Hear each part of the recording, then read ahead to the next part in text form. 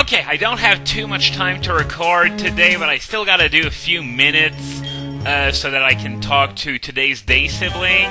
And HM05, it's the Whirlpool HM, which is going to allow me to enter the Whirl Islands, as well as give me access to a few hidden items all over the world.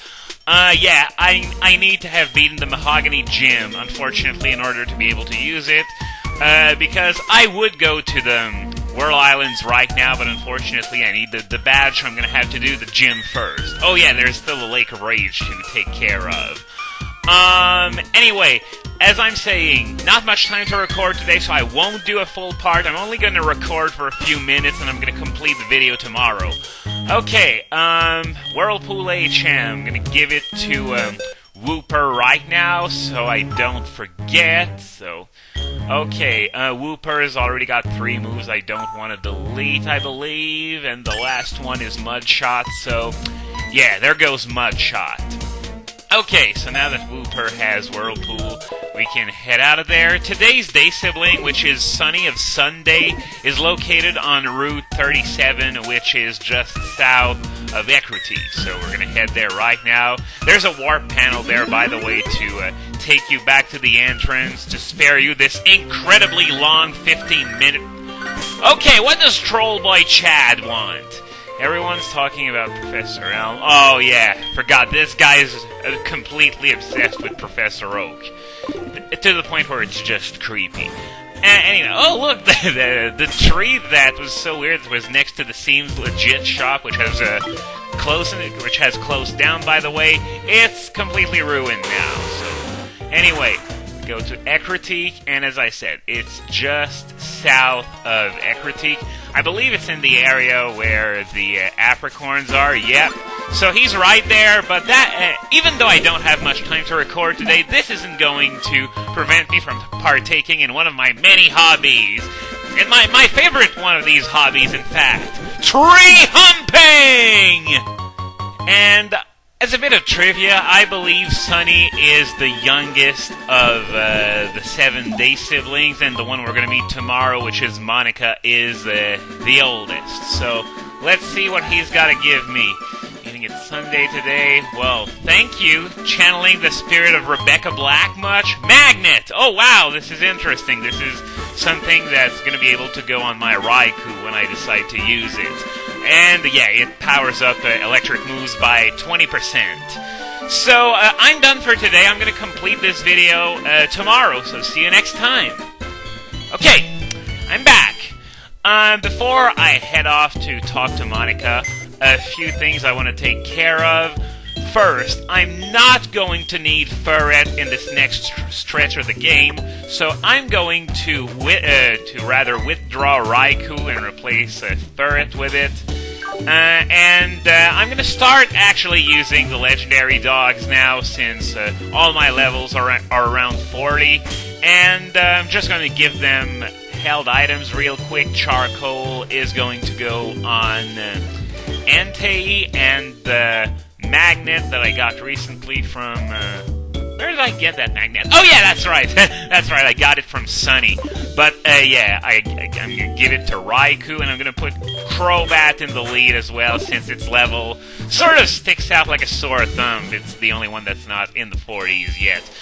Reason why I really want to start using Raikou and Entei right now is because even though they have higher base stats than the rest, they still don't have any EVs, so their stats are still going to be pretty average for this point of the game. And as a token of our friendship, I think I've already said this in the Crystal LP, but we just met for the first time. What kind of friendship are you talking about? Anyway, the good news is that I got the Sharp Vander Beak, so I'm going to give it to Crobat right now. It's going to be a step up from the King's Rock.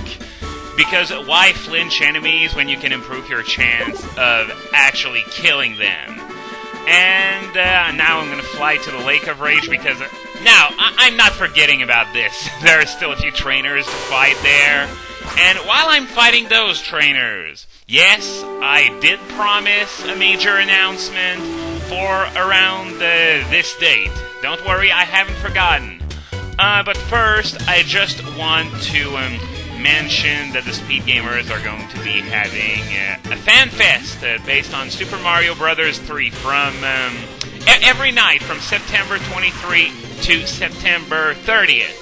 And One World will be covered each night, and there's going to be a stream and a chat set up as usual, so if you're a fan of the Speed Gamers or Mario 3 or whatever, feel free to join in the fun. As for myself, I decided I'd do my best to try to increase interest among my viewership by doing a little something that I have already done before in the past, sort of, because the thing is that it's not going to be for a charity this time, not that I know of at least. It's just going to be video gaming streams, and as a result, what I want to do to try to get you interested in this is that at the end of the first day, on September 23, I will announce my next LP at the end of the first day. Why am I doing that at the end of the first day? Well, it's because if I want to create interest for the event, well, if I did it on the last day, it would be too late now, wouldn't it? But, yeah, I'm going to be in the chat, and at the end, when the day ends, I'm going to announce my next LP that I'm going to do after Ocarina of Time. Now, originally, I intended on doing it at the end of the Zelda Marathon that was supposed to take place later this month. However, they delayed it until December and replaced it with the Fan Fest for a variety of reasons that I have already covered. And yeah, I intended on doing it in exchange for donations. You know, if we reached the goal, then I would reveal my next LP. But unfortunately, as I said, the marathon's been delayed and replaced by the Fan Fest. And the Zelda Marathon, as it stands now, it's in mid-December, and by that point, my Ocarina of Time LP, at the rate it is going, I think it's going to be long finished by that time. So, the next best thing is to announce the LP during the Fan Fest. So that's going to be on the SpeedGamers.com on September 23rd through the 30th at 9 p.m. Eastern, I believe, if memory serves me correctly.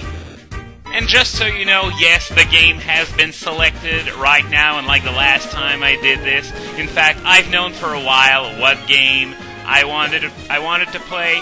So if a calamity happens and say Chugga's next LP is the exact same game, which somehow I doubt, but if that happens, then don't blame me, I didn't choose to copy him. Okay, this person doesn't want to fight. He or she was already there before. It's sort of hard to tell with some of these sprites because there are some of these sprites that, depending on the angle and such, it's sort of hard to tell if they're guys or girls. And I'm not knocking the quality of the graphics of this game or anything. It's just that sometimes you got haircuts and stuff that, with the fact that those are such small sprites, it's sort of hard to tell at times. I'm gonna regret this, aren't I? Trying to attack it directly with a contact move, because I have rotten luck with static. There's this one Voltorb in the well, told you static was gonna kick in. I have horrible luck with this, as I was saying, because in the Nimbasa Stadium, there's this one trainer with a Voltorb, and every single time that I attack it with a contact move, I always get paralyzed. Even though it's just a 30% chance, sometimes it looks closer to 90% because of how rotten my luck is when it comes to static. Other ones like, Flame Body and stuff, and Epic Spore, it's not as bad. It's just static that really kicks my ass every time I decide to try my luck and attack a static Pokemon with a contact move. Okay, so that's all the trainers that I had to fight in this area, I think. So, you know what? I'm gonna put Raikou in the lead.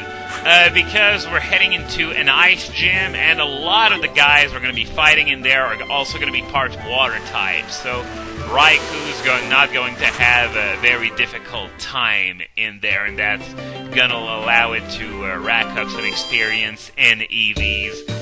At the same time, I'm just going to drop by the Pokemon Center and heal my team because, well, Crobat's paralysis might come back to bite me at the worst of times if I don't. Though, using Crobat in an Ice-type gym is not a very good idea to begin with, but you never know. I could encounter an unexpected Waterloo in there, and just don't want to take any chances with that, else people are going to remind me of that till the end of my days. Anyway, the puzzle for this gym, it's nowhere near as irritating as the one in Gold, Silver, Crystal. If you remember, I actually had to speed up and play music because of how long it took for me to solve that puzzle. The way it works here, well, it's very simple. You just gotta push an ice block onto another ice block, and when the two ice blocks collide, then the both of them are going to be too heavy to move or something like that. But anyway, once that's done, you can either move on to the next area or have to refresh the room entirely if you fail to move the ice blocks in the correct pattern. And these are going to be a little more difficult as we move forward, but it's not too bad. Now watch, I'm going to struggle like hell on the last one just because I said it wasn't so difficult. Let's Player's Curse, ladies and gentlemen. Learn to know it and learn to love it. And by the way, this is the last area where Pokemon in general are going to be insultingly underleveled. The reason why they are here is because the game designers, I guess, wanted to give you the choice of going towards Olivine or towards Mahogany after beating Morty. However, the problem with that is that they had to balance the levels so that if you chose to go to Mahogany first, that you wouldn't be facing such an uphill battle.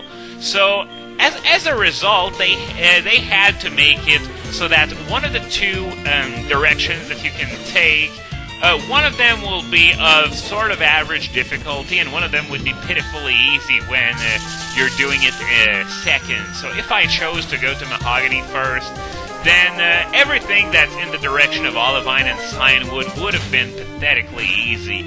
And some people have argued in the comments previously that it's a good thing that they haven't introduced any artificial roadblocks so that you could keep the freedom of going whichever way you wanted first.